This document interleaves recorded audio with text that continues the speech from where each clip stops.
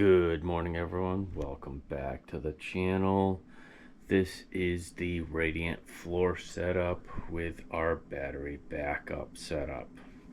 Now both need a little bit more touch up and clean up and organizational and fine detail type stuff, but for the most part this is running. It's running quite well.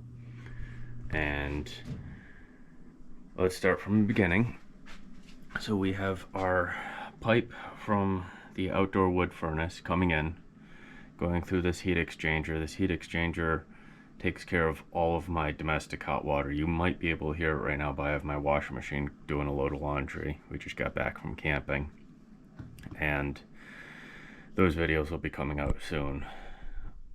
This hot water heater, or hot water to hot water heater exchanger, like I said, takes care of all my domestic hot water, so I don't have to worry about that. And I put that in line first in case you're taking a shower. That way that is completely uninterrupted. Then we come through and then we go down into our heat exchanger for the hot water to the radiant floor heater heat exchanger. This is a McLean Aqua Plus. This is the 110 version. Then the piping comes up through and goes into the hot water to hot air heat exchanger. This is the forced hot air that I used to work with. This is in my furnace, which also has a oil backup in that side and a wood stove on this side, so I can burn wood, use forced hot air. I can burn oil, use forced hot air, and that's still my backup right now. And then this heat exchanger used to heat my pool, but I'm going to repurpose that to my hot tub later, another point. And then the water goes back out. That's our primary circuit for our hot water. Like I said, that isn't used right now, so I'm going to repurpose that to my hot tub later this year or next year. This is still in effect for backup, but I haven't had to use it, so I'm going to add a drain and another shut off over there so that I can maintenance this and go through it a lot better. And I still have the wood and the oil, those I can shut off, and then my forced hot air, all of my air ducts and stuff can get cleaned and worked on. Anyways, back over to the radiant floor. This is a 110 gallon storage tank. It has 3.5 to 5 gallons of hot water coming from our primary circuit going through it, and then I have 120 gallons of the primary circuit in the outdoor wood burner stove. So that's quite a lot of hot water to maintain, but it does it a lot more efficiently than with the forced hot air. I've noticed I'm already using like 10, 15, almost 20% less wood with the radiant floor, which is a huge thing. So once I'm done fully insulating the floor down here, which we'll get to in a minute, I should be using at least a quarter, if not more or less, wood to heat the house. So after it comes into here, we have a pressure tank. We are just about 12 psi. When this thing is fully cooking, she'll bump up to about 17 psi, but she's starting to settle. We have our iLink zone controller that controls our first pump, which heats the heat exchanger tank, our second pump, which goes into the manifold, and then up into the 6 sections of the house and the floor.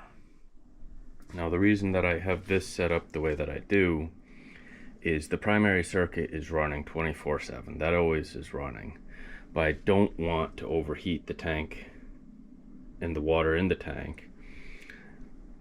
So by having these here, the water will come in and the pump turns on only when I need it to. When I don't need hot water coming through here, the pump acts as a stop so that the primary will just go past. When the pump is on, it'll suck it in and then put it out. By having the same pump out at the wood stove on, a level 3. So these pumps all have 3 settings. By having the wood stove out there on level 3 and this one on level 2, I'll never pull it and never go back like that. There'll always be a little bit coming through here, and when the pump is on, it'll pull what it needs and the rest will go back through that way. That's why I have this set up right here, and I don't need a check valve. It's all just pressure of the pumps. I'll drop a link for Dead Man's Steam School, which is very informative on hydronics and stuff like that. Then we go into this pump, which is on, as you can see, it's on level low or level 1 for, let me see if I can, there we go. And that just circulates throughout the house. So these are all the supplies for the 6 zones. I have them all labeled up here from when I was installing them. I need to neaten this up a little bit, and then I have a sheet here that'll have all of this information, and it'll be nice, neat, and easy to read. Now, you'll notice that right now all the pumps are off, so everything's reading 0 here, but these red levels are approximate levels of where I want everything set at, and I can adjust that right here and up here so I get the proper flow for the area for the pipe. Now, so this is what it looks like. I have a little bit left to do. I need to add a strap around here to keep these from popping out, just due to the gravity of having the water in them. And these are the heat exchanger panels, so the hot water's in the pipe, heats up the panel, heats up the floor. This is the subfloor, and then there's a finished floor on top of that. Now, I left this all open so I could verify everything. Obviously, I need to string these up out of the way. Like I said, you can see this one's out just a little bit, so I need to strap that up so it stops falling down through. This one is quite bad right here. You can see it's coming down. So we just click it back up in. And then we have our reflective underfloor insulation. So the floor and subfloor have about R3 value. It's a little bit less, but I'm estimating at R3. It's probably only like R1, just because it's a 1/2 inch plywood and then less than a 1/2 inch floor. But it's about, anyways, R1 to R3. So this reflective insulation is R5. Now normally with the insulation, you would want it right here up against it, and then another layer down through here. It's a lot of extra work, and this R5 is just adding a little bit of reflective heat as well as the insulation to force more hot air up through to the floor above. I am not sealing this. I am actually leaving a lot of this open, so it adds a little bit of heat down here in the basement. Not so much that it's a living space, but such that you can work down here quite comfortably anytime. I'm not considering it lost heat because it's just heating underneath, and like I said, I'm down here a little bit, but I need it more insulated than just open, because right now I'm estimating about 60% of the heat is coming down through, only about 40% is going up through. However, with this R5 insulation, I'm getting about 90% up through and only 10% down through. So you can see like this entire section, well, it's not sealed, it's forcing a lot more up through than down through, which is just making it that much more efficient. However, like I said, I'm going to leave a lot of this open so I can keep an eye on it, keep inspecting it, and it'll allow some heat down through here, which will keep this nice and warm, able to be used as work area. And by insulating the cement wall outside. I'll drop a picture in right now. We are, so ground level is right about here right now, just below this window. So we would be insulating down to below here where the water damage really is, which is the frost line, and out. So all of that is going to become thermal mass eventually, because I'll have R15 all the way down through to the frost line. And while that won't be perfect thermal mass, I still will lose some because the floor isn't insulated and the bottom half of the wall isn't insulated. It'll become thermal mass in the sense of once it reaches an equilibrium, it'll take a lot to swap it over. It'll take a lot to change it, so that should mitigate a lot of the fluctuations in temperature that we see, especially down here. So this room is basically finished. We'll see we've got one paneling there.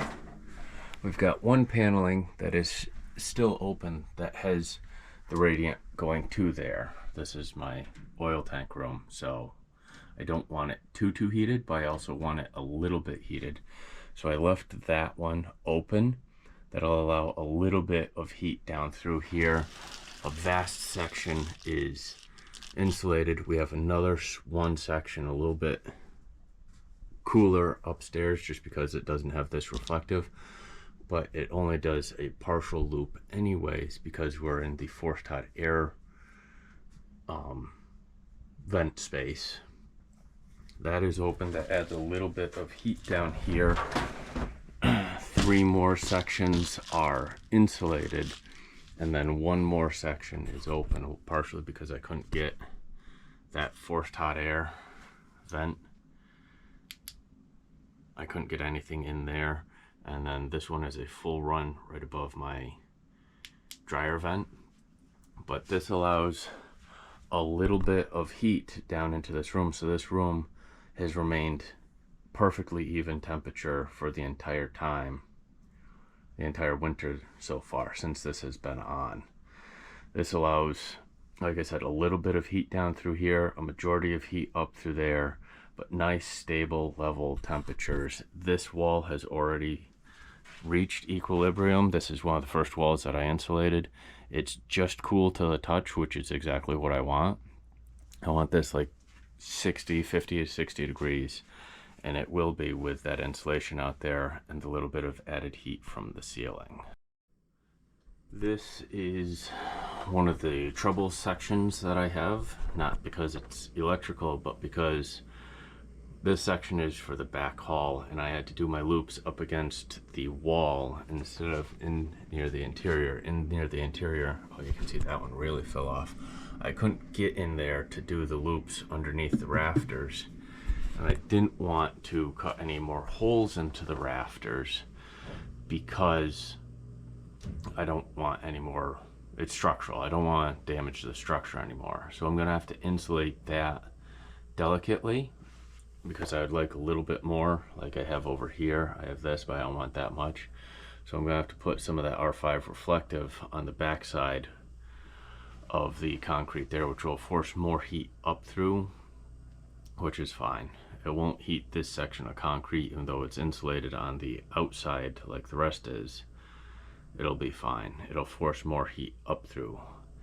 This is also a little bit of a trouble area because it's where all of my plumbing is, so I'm going to have to insulate that with care, going around and over so that all of my cold water doesn't become my hot water. And this is a good intersection. We can go into the battery backup. So you guys have seen this battery storage section before. It needs a little cleanup up top. I added a new outlet here. This one is powered by the inverter. It's not hooked up just yet. I need to clean all of this wire up. I want to get it all working, leave it all extra length to make sure I can fix everything, and now I can clean it up and wire it properly and make it nice and neat. But you remember the inverter had 3 batteries. which gave me plenty of time for the outdoor wood stove to keep running and keep circulating, so I didn't overcook that and backblast that.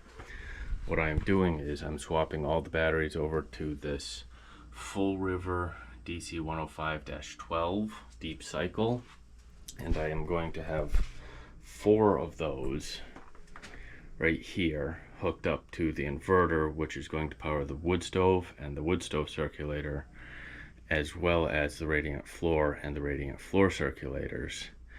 This will get me 12 to 16 hours of continuous cycle and heat. Now, these don't run all the time. These only run when needed. So maybe a quarter of that time. So I potentially could have up to 2 days of backup battery power if for some reason I'm not here and we lose power from the grid. So these batteries are supposed to be deep cycle. 12 hours is my calculation based on the wattages of all of these pumps versus the wattage of the forced hot air blower. So that is how I am heating the house for at least 12 to 16 hours, which realistically is only 1 firebox full anyway, so I would need to stoke that every 12 to 16 hours, depending on the weather outside. But that is how I'm heating the house for 12 to 16 hours, even when the power goes down. Ideally, I would also add in the sump pump to this inverter, which I might put, wire that over here later. That way I don't have to worry about if my sump starts if there's a power outage. So here's my sump, just so you guys know what I'm talking about. It's an old just stand sump, and whenever water gets in there too much, it activates the sump pump, which then pumps everything out. It is also right near all of the floor drains and everything. I need to neaten this up a little bit, but it's worked there since my dad built this in 1972, so I'm just going to leave it for right now. I do have a spare sump all ready to go. I just would need to unhook it down there, unplug this one, pull this one out, put that one down in, hook it up, and plug it in, and we're back in business. So with the sump pump, which I primarily only worry about during the springtime, during all the runoff and stuff, with the sump pump and the heat all on battery backup, I'm basically all set for at least 12 hours of not being here with the power off. I don't have to worry about coming home to frozen pipes, flooded basement, or any of that such thing. Anyways, there's my big white puppy coming in from the rain and the snow. Hi, big white puppy. Hi, big Jojo. If you guys found this useful and helpful, drop a like and a comment in the section below, and I will see you on the next videos.